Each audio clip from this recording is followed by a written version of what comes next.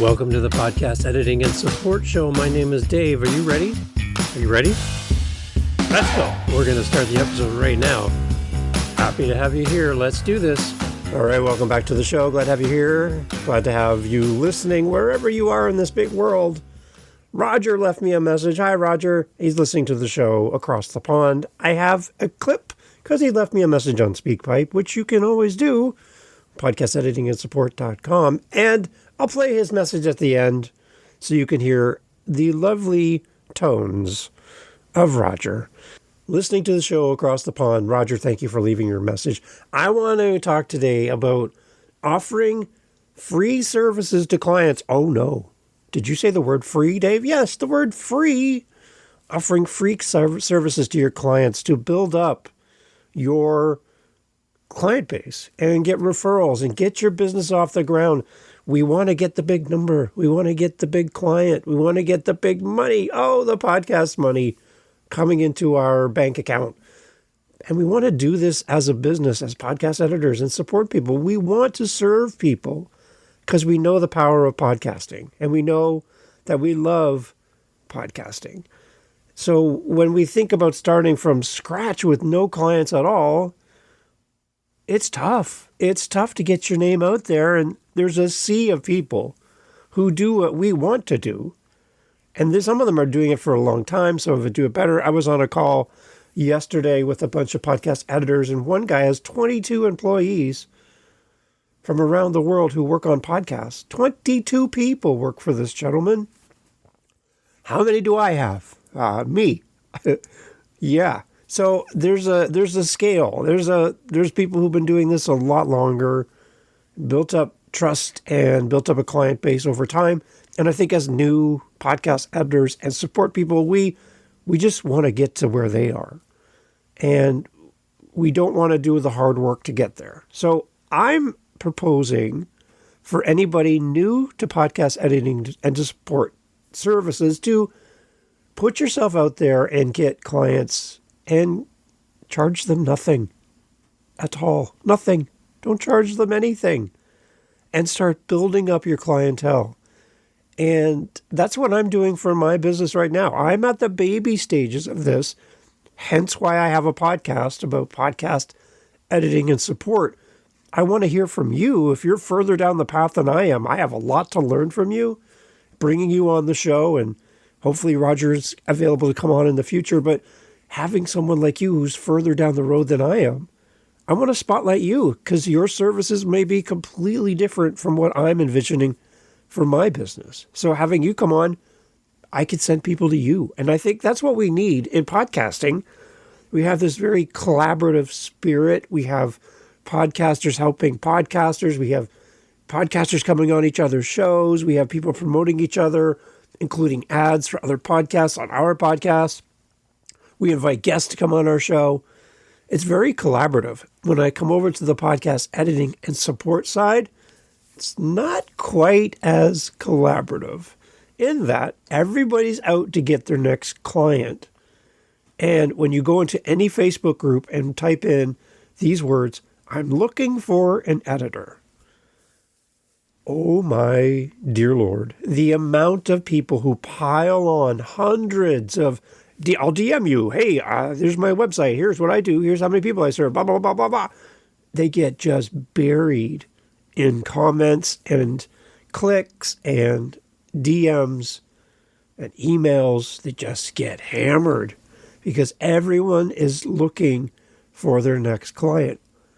I would love to bring some of the collaborative spirit of podcasting where we work together and we support each other and we're not looking over our shoulder to who sees going to take our lunch, to bring that more to podcast editing and to support.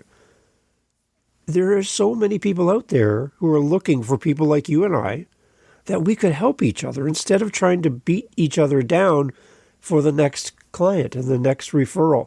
I think we could do better if we help each other. Hence the podcast.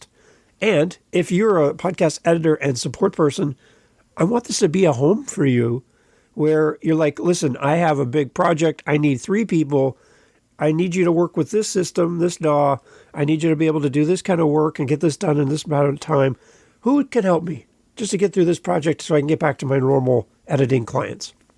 Wouldn't it be great to have an opportunity to connect with other people and bring them on for short projects, small tasks, big events, things that you could bring them and tap into a group of people like we do in podcasting?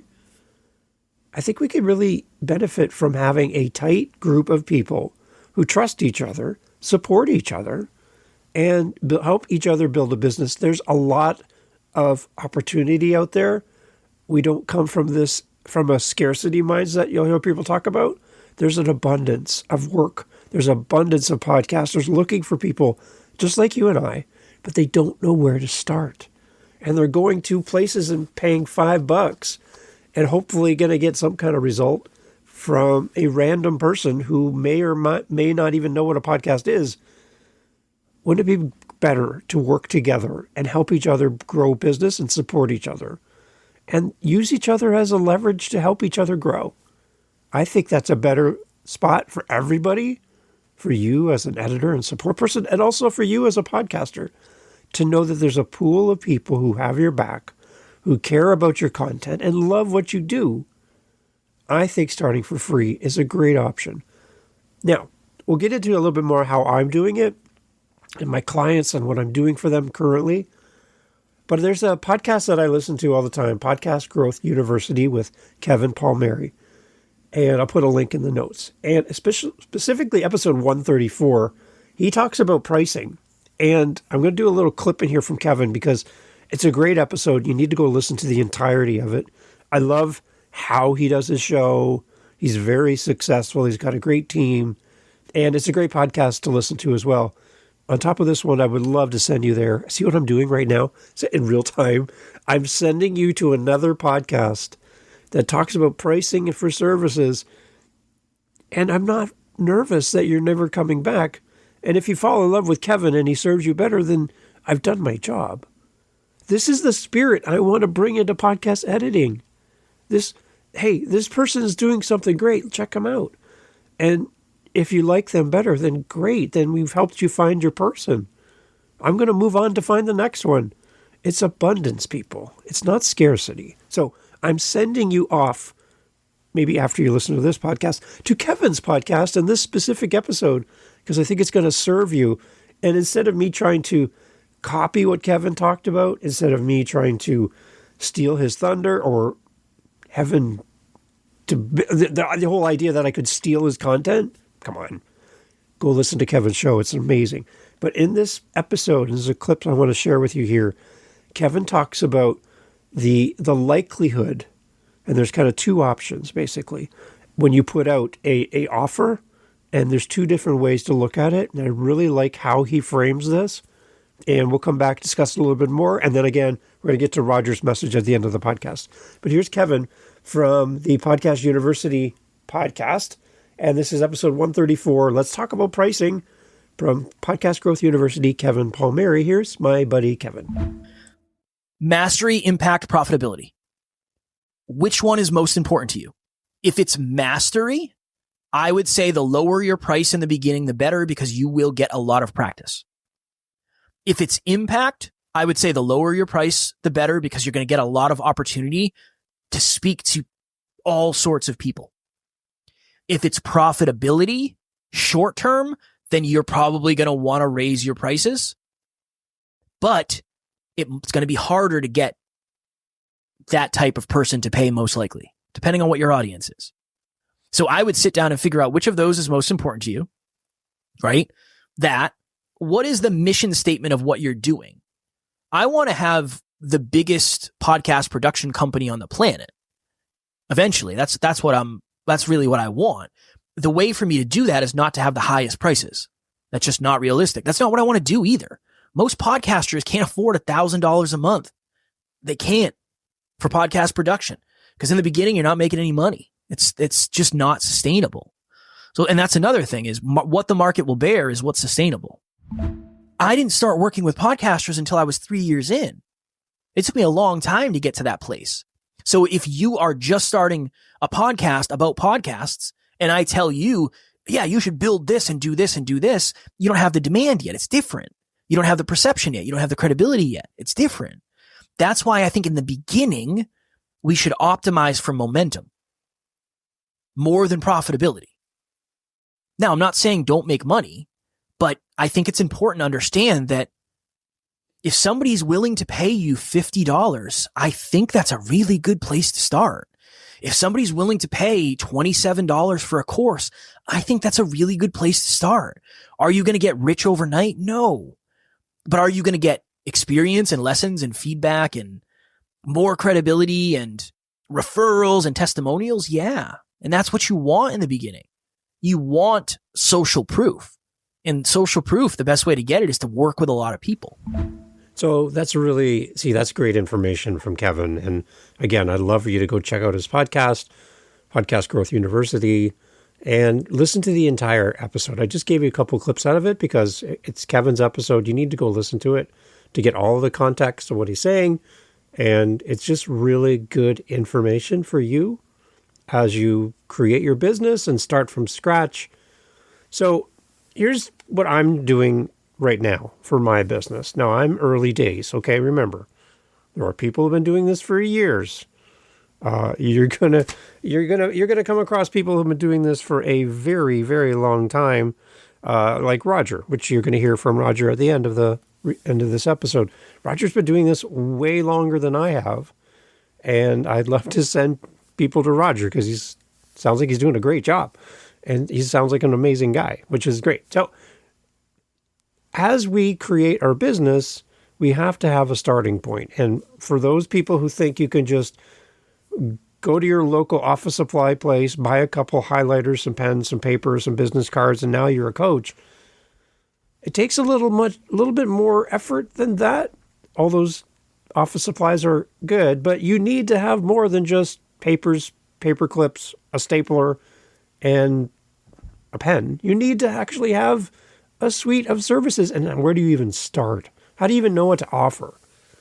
So here's what I'm doing, a little behind the scenes for True Media Solutions, my parent company, which is me. Everything's just me. My parent company, my umbrella company over all of my 8 podcasts and everything I'm doing is truemediasolutions.ca. What I'm doing is through my connections of having guests on my show, I have Living the Next Chapter as an author podcast. I have had 520 guests on that show in 3 years. A lot of time, effort, and community building happening with my guests to the point where some of them come back and say, Dave, I want to start a podcast. I need help with my website. I need somebody to help me get on shows. Can you help me with my Instagram? Can you teach me Canva? Can you teach me how to do all these things? So past guests become clients. I don't bring people on my show to turn them into clients. I have them on because I'm interested in their book and their journey as an author. That's why I do it. Now, the benefit to me is they do come back sometimes and want to continue the conversation, which I love. I never hard sell anybody.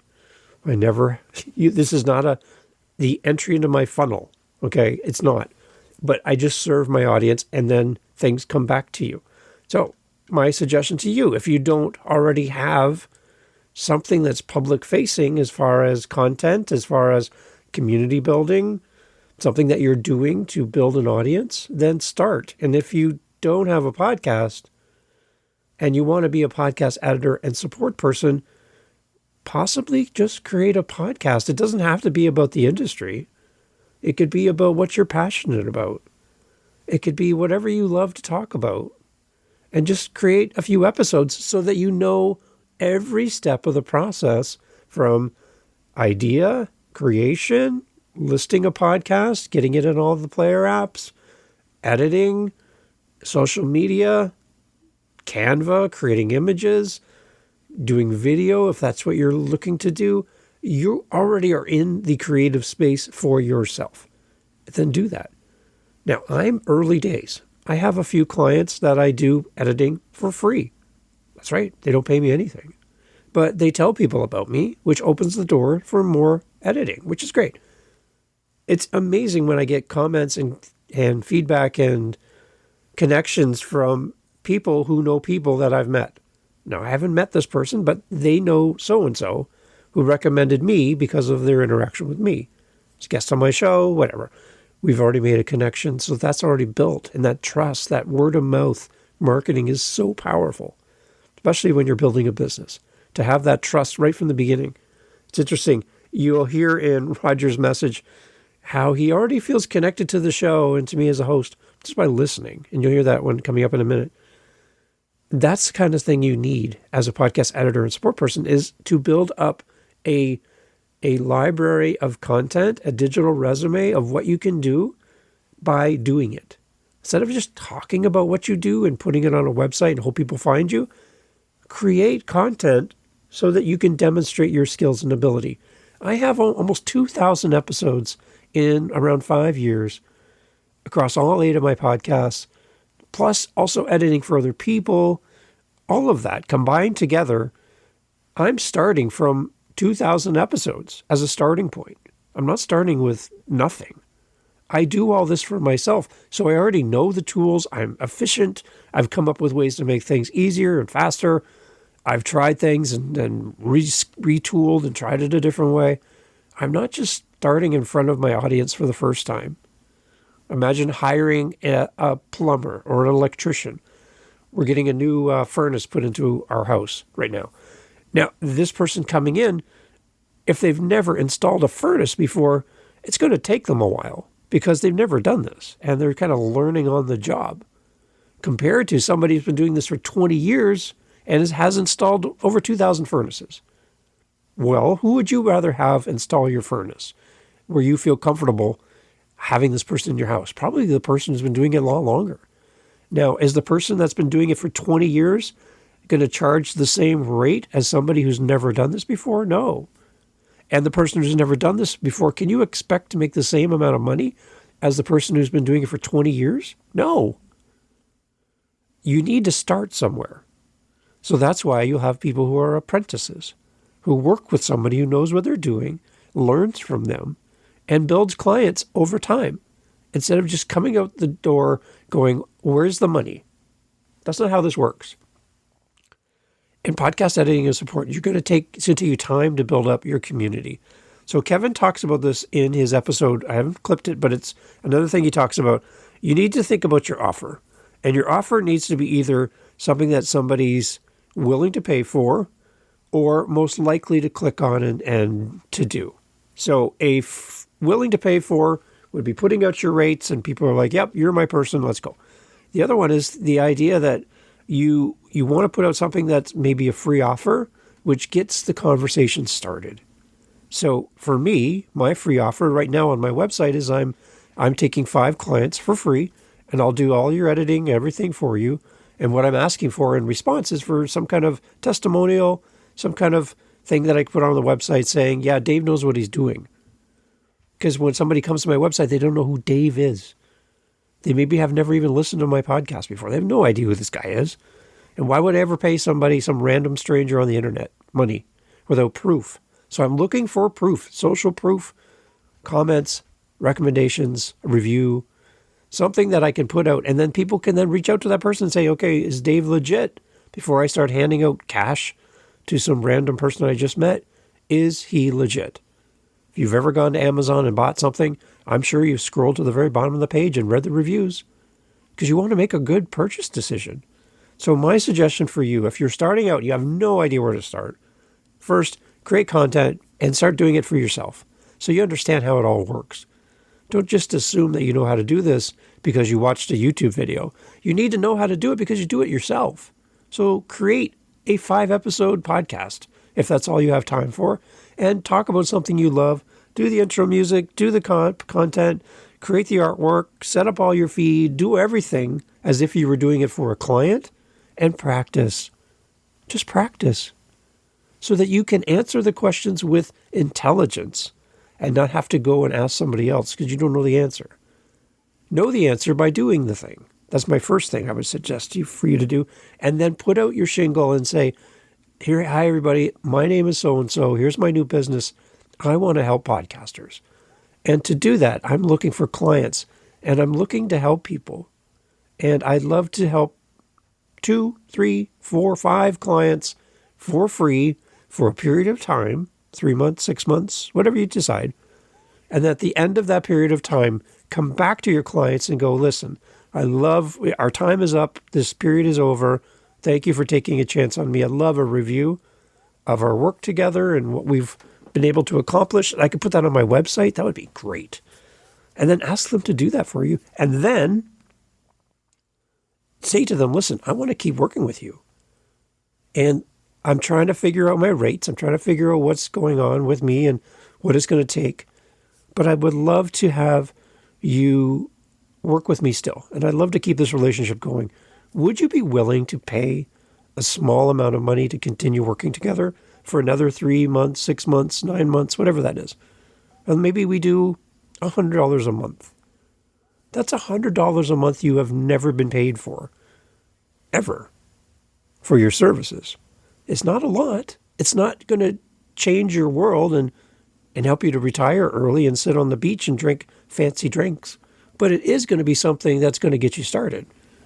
So my suggestion to you is to come up with a plan and then just gradually work your current group of free podcasters into some sort of paid version to continue working with you. And then as a new client comes in, you can start them at a different rate completely because they weren't early adopters who worked with you and helped you build your business. You can start them at a totally different level, something more comfortable. And then over time, you start developing and growing your business. Here's a great starting point. So instead of looking at the people who have got 22 editors and they make X number of dollars a year and they have 120 clients, stop it.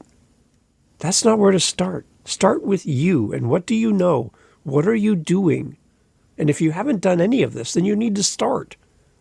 Create a little hobby podcast about whatever you're interested in.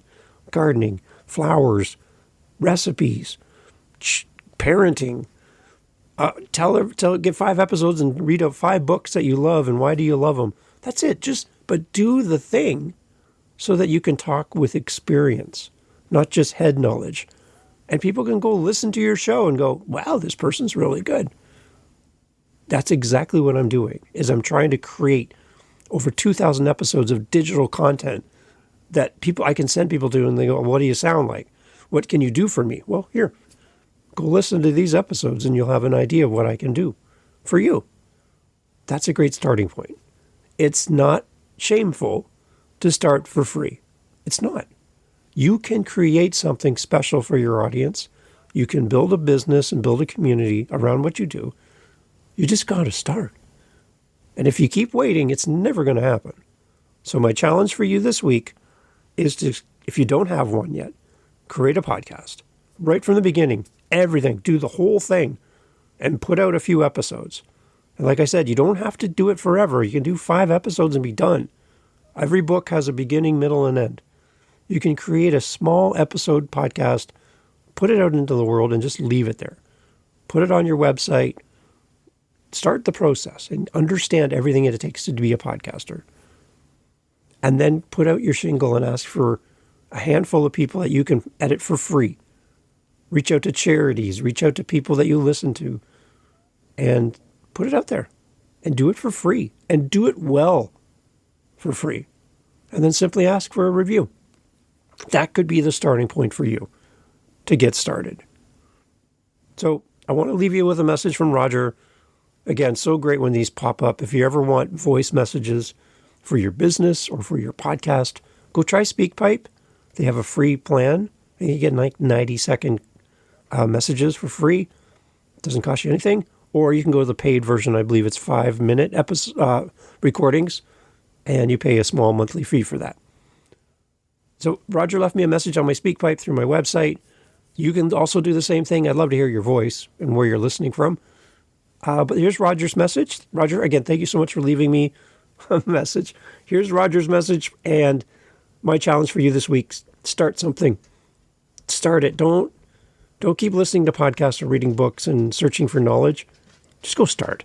Just start the thing, and you'll be way faster, way quicker down the line towards your goal of being a podcast editor and support person and having great clients who love what you do. Just go start. Here's Roger. Hey Dave, how's it going? My name's Roger. I'm reaching out to you and messaging from Devon in the UK, so the southwest of the UK.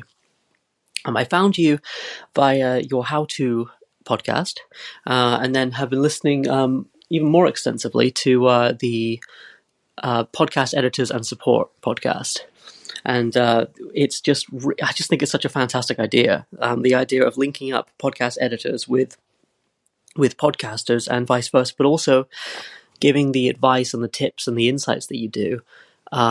Your recent episode on pricing and kind of what to factor into that, and just in terms of like the degradation of equipment over time and things like that, and factoring in your software costs, it all has kind of made me reassess the pricing and the whole model, essentially. So, like you, I'm a musician. I heard on one of your shows that you've been a musician for 45 or so years, which is amazing.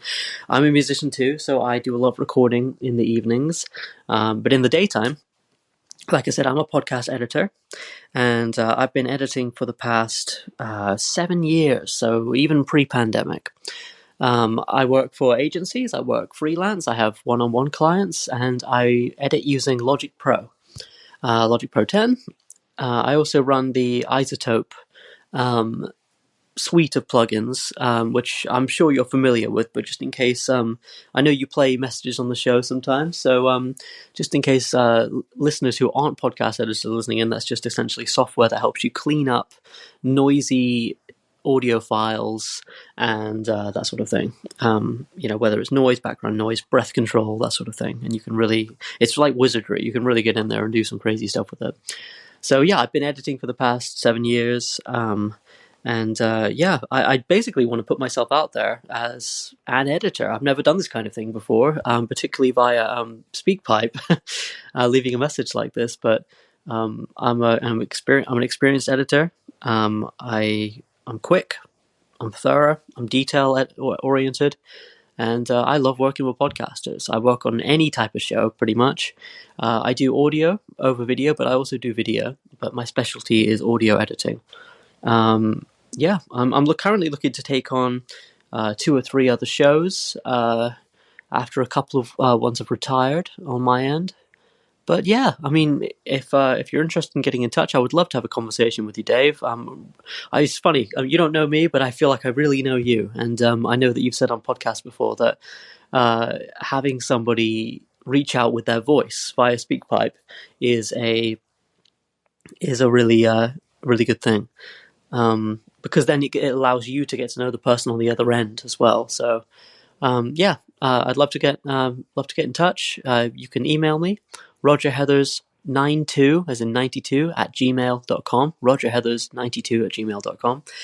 And I'd love to have a conversation. Keep doing what you're doing. Much love from across the pond. And sending good wishes to Canada. All right. Catch you soon. Thanks for listening to the Podcast Editing and Support Show. Visit us at podcasteditingandsupport.com, podcasteditingandsupport.com. We would love to help you find a great podcast editor, or if you want to hire us, we would love to work with you. Podcasteditingandsupport.com. Catch you on the next episode. Take care.